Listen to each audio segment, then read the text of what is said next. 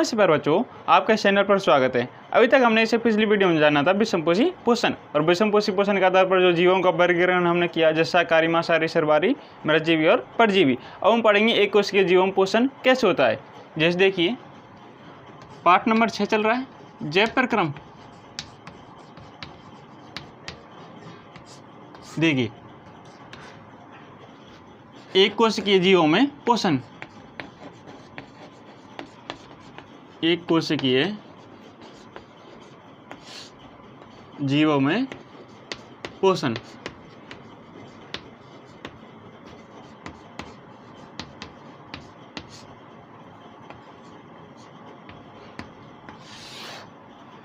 देखो कोशिका क्या होती है आप जानते होंगे, नहीं जानते तो कमेंट करें, बहुत अच्छे से बताएंगे।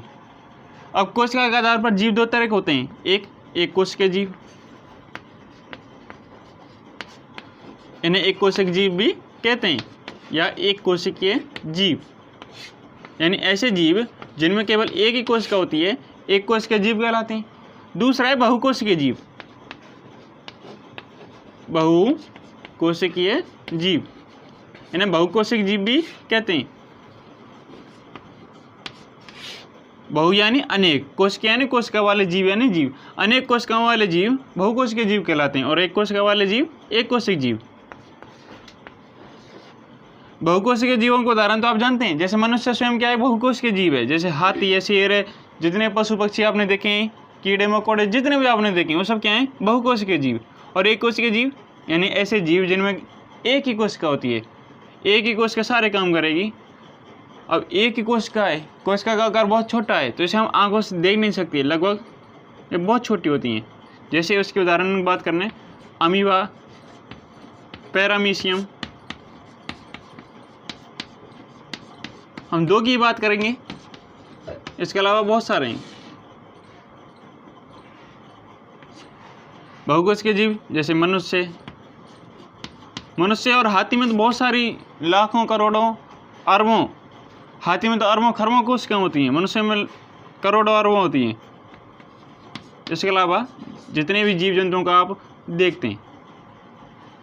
तो हम बात करेंगे अमीबा और पैरामीशियम, क्योंकि ये क्या है, एक कोशिकीय जीव। एक कोशिकीय जीवों में पोषण कैसे होता है, जैसे बात करें अमीबा की।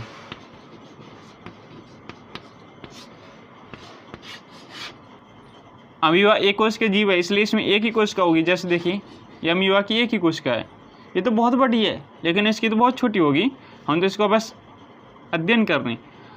आपको इनका चित्र अपनी बुक में से अच्छे से देखना है, प्रैक्टिस करनी है। मेरे चित्र ऐसे ही बनेंगे बस समझाने के लिए। ये क्या है, अमीबा है। सभी कोशिकाओं में केंद्रक होते हैं, कोशिका द्रव्य, कोशिका झिल्ली, राइबोसोम, माइटोकॉन्ड्रिया, ये अन्य जो कोशिकाएं हैं। हम कोशिका की संरचना की बात किसी अलग वीडियो में करेंगे, इसमें हम बस अमीबा की बात कर रहे हैं। अब देखिए जो अमीबा है, इसकी आकृति जो अनिश्चित है, ये बदलती रहती है, ये निश्चित नहीं है। अब इसमें उंगली जैसे अनेक प्रवर्ध हैं, इन्हें कहेंगे पादाव। ये अनेक उंगली जैसे इसमें प्रवर्ध होते हैं, इन्हें कहेंगे पादाव। उंगली जैसे प्रवर्ध होते हैं,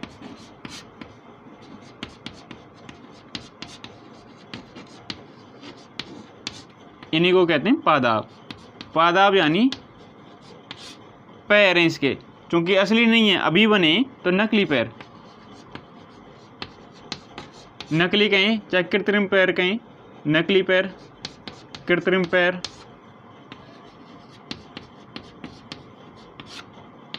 यानी कूटपाद कहें, क्या कहें, कूटपाद, ये सब इन्हीं के नाम है। अब ये जो उंगली जैसे प्रवर्ध निकलेंगे, यही क्या करेंगे, इसमें गति करेंगे, इसके भोजन को ग्रहण करने में, उसे पकड़ने में सहायता करेंगे। अब ये जो अमीबा है, इसे पहले ही पता चल जाता है कि हाँ इसके आसपास कोई खाद्य कण है जिसे ये खा सकता है। जैसे यहाँ पता चला इसे ये कोई खाद्य कण है। अब ये क्या करेगा, इन पादपों की सहायता से गति करेगा, इस तक पहुँचाएगा। अब इस खाद्य कण को चारों ओर से घेरेगा इस उंगली जैसे प्रवर्धन की सहायता से। अब ये थोड़ा सा गति करेगा, थोड़ा सा सरक कर इधर आ गया जैसे। अब ये उंगली जैसे प्रवर्ध इसको घेर लेंगे, धीरे धीरे ये संरचना को बंद कर लेंगे, और ये भोजन यानी खाद्य कण को अपने अंदर ले लेगा।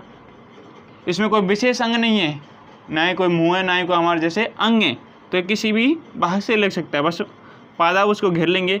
अब इस खाद्य को शरीर के अंदर ले लेंगे। अब इसमें जो खाद्यानियाँ होती हैं, इसमें क्या होती हैं, खाद्यानियाँ। खाद्यानी में इसका पाचन होगा। ये खाद्यानियों में से घेर लेंगी और पचा जाएंगी। पचा हुआ भोजन कोशिका द्रव्य में मिल जाएगा। एक ही कोशिका है, कोई वाहिकाएँ नहीं होंगी, कोई वहन तंत्र नहीं होगा, बस कोशिका द्रव्य में विस्तृत हो जाएगा। और जो नहीं पचा भोजन है, कोई विशेष अंग नहीं है बाहर निकालने के लिए, तो किसी भाग द्वारा बाहर निकाल दिया जाएगा। देखिए, अमीबा खुद एक कोशिका जीव है जो आंखों से दिखाई नहीं देता, सूक्ष्म जीव है। इसका भोजन बहुत छोटा है, उसका भी पाचन हुआ, उसको भी खाया, उसका भी पाचन हुआ, और जो पचा हुआ भोजन वो कोशिका द्रव्य में मिल गया। और जो अवशिष्ट पदार्थ है इसमें से भी बचा वो बाहर निकाल दिया। ये तो बात हुई अमीबा की। अमीबा की आकृति कैसे होती है,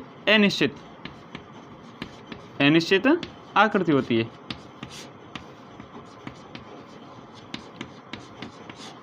और अमीबा में अनेक उंगली जैसे प्रवर्ध होते हैं जिन्हें क्या कहते हैं, पादाब। पादाब का काम क्या है, दो काम है। एक इसके चलने में सहायता करना यानी गति करने में, दूसरा भोजन को पकड़ने और उसे ग्रहण करने में, भोजन को पकड़ने में सहायता करना। ये तो है पादाब के काम। अमीबा की चलने में यानी गति करने में सहायता करना, भोजन को पकड़ने में, उसे घेरने में सहायता करना। अब देखिए दूसरा पैरामीशियम। पैरामीशियम, देखिए पैरामीशियम।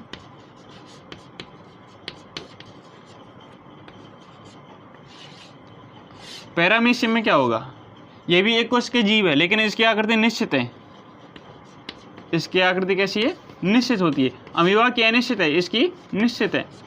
तो इसमें निश्चित या विशिष्ट अंग होते हैं विशिष्ट काम करने के लिए। विशिष्ट अंग है विशिष्ट काम करने के लिए। तो इसका एक निश्चित भाग द्वारा भोजन का अंतर्ग्रहण होता है। जब भोजन का अंतर्ग्रहण हो गया तो इसे पचा जाएगा। पचा हुआ भोजन एक कोशिका द्रव्य मिल जाएगा, और जो बिना पचा भोजन उसे एक विशिष्ट भाग द्वारा या निश्चित भाग द्वारा ही शरीर के बाहर निकाल दिया जाएगा। बस इतनी कहानी है पैरामीशियम की। अमीबा में इसकी आकृति अनिश्चित है, तो ये अपनी आकृति बदलता रहता है।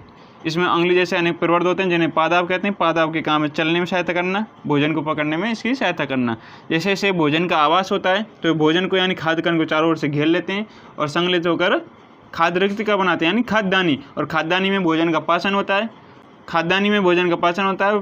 पाचित भोजन कोशिका द्रव्य में विस्तृत हो जाता है, बिना पचा भोजन बाहर निकाल दिया जाता है। जो पैरामीशियम है इसकी आकृति निश्चित है। इसमें विशेष अंग होते हैं विशेष काम करने के लिए। तो एक निश्चित भाग द्वारा भोजन का अंतर्ग्रहण किया जाता है और उसका पाचन किया जाता है, पचे भोजन का उपयोग किया जाता है, बाकी बाहर। ये तो हुआ एक कोश के जीवों में पोषण। अब हम पढ़ेंगे इसके बाद मनुष्यों में पोषण, उसे अगली वीडियो में पढ़ेंगे। अगर आपको इसमें थोड़ा बहुत समझ में आया है तो इस वीडियो को लाइक कर सकते हैं। अगर इसमें कोई कमी लगी है तो कमेंट करके ज़रूर बताएं। अगर आपको कोई भी डाउट या प्रॉब्लम हो तो कमेंट करें। तो बच्चों मिलेंगे इस अगली वीडियो में। जय हिंद।